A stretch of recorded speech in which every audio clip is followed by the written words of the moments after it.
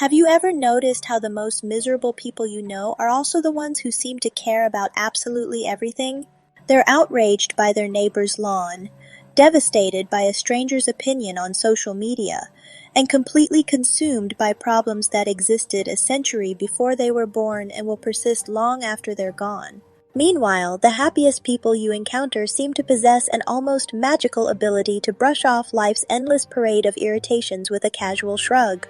What if I told you that Mark Twain, one of America's greatest minds, figured out this secret over 150 years ago, and his approach to not giving a thought about the wrong things could completely transform how you experience daily life?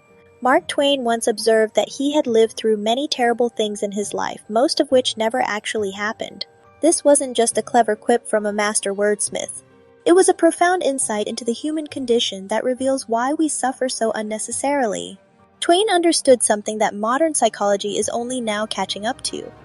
Our thoughts create our reality far more than our actual circumstances do. Think about your typical day. How much mental energy do you waste on things that are completely outside your control? You stress about what your boss might think about that email you sent 3 hours ago. You replay conversations from last week, crafting better responses you'll never get to use. You worry about economic trends, political developments, and social changes that you have zero influence over. Twain would have found this exhausting mental gymnastics utterly ridiculous.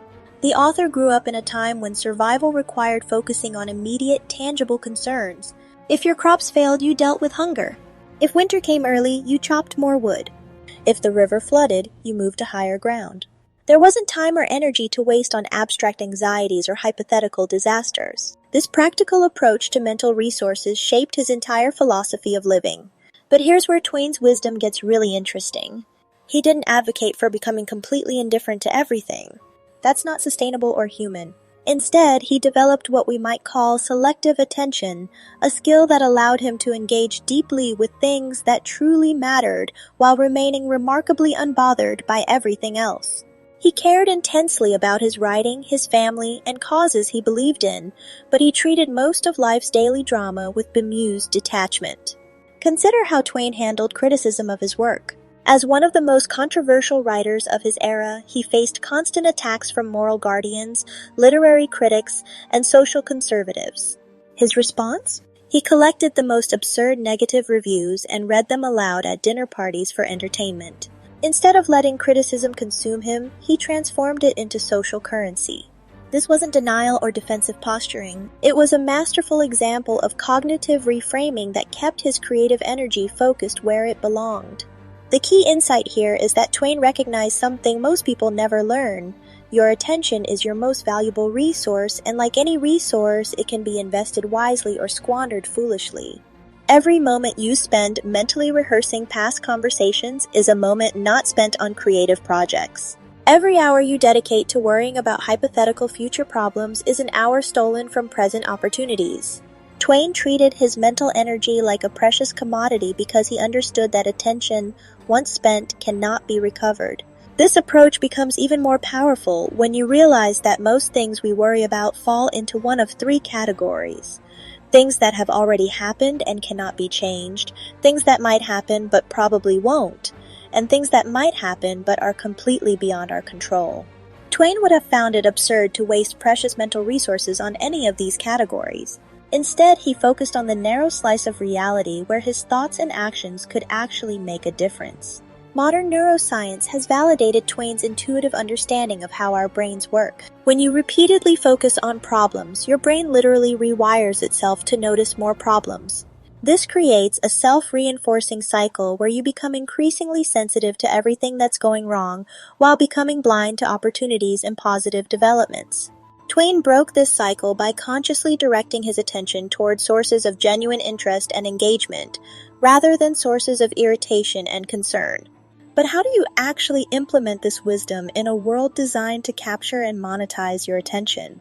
Twain lived before smartphones, social media, and 24-hour news cycles, but his principles are more relevant now than ever. The first step is developing what he demonstrated throughout his life, the ability to distinguish between problems and situations. Problems require action and can be solved. Situations simply exist and must be accepted or navigated around. For example, if you're stuck in traffic, that's a situation, not a problem. No amount of mental energy will make the cars move faster, so Twain would suggest using that time for something productive or pleasant, rather than generating stress hormones. If you're stuck in a job you dislike, that's a problem with potential solutions: updating your resume, learning new skills, or exploring different career paths. The difference is whether your mental energy can actually influence the outcome. Twain also understood the importance of choosing your battles wisely. He engaged in heated public debates about slavery, corruption, and social justice because these issues aligned with his values and had real consequences for human welfare. But he ignored personal slights, petty grievances, and social gossip because investing attention in these areas would have diminished his capacity to tackle meaningful challenges. This selective engagement requires developing what might be called philosophical immunity to other people's emotional states.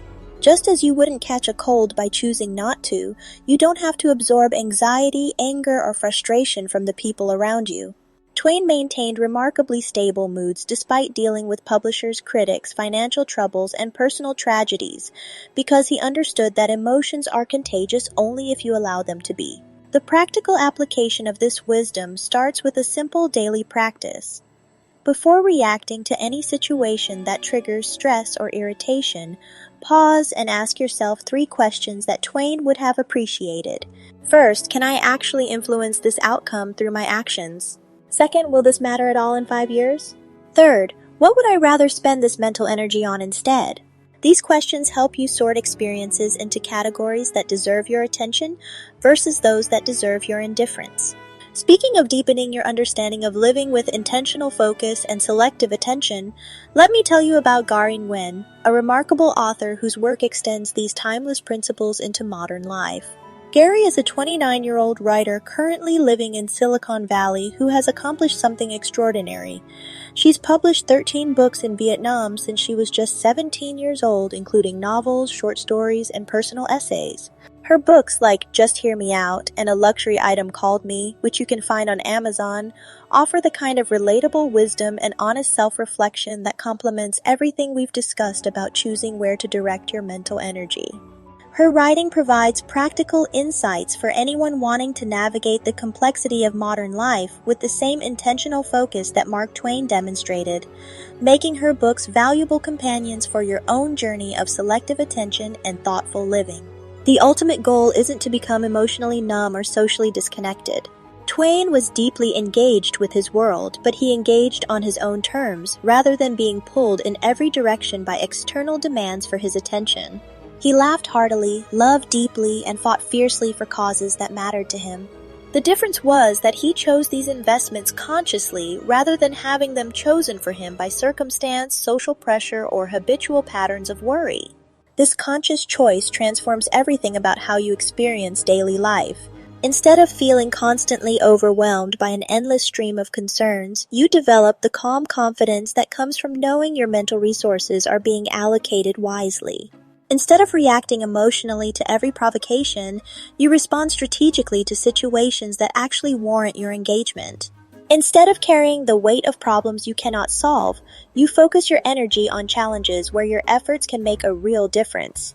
Mark Twain's subtle art of not giving a thought wasn't about becoming indifferent to life.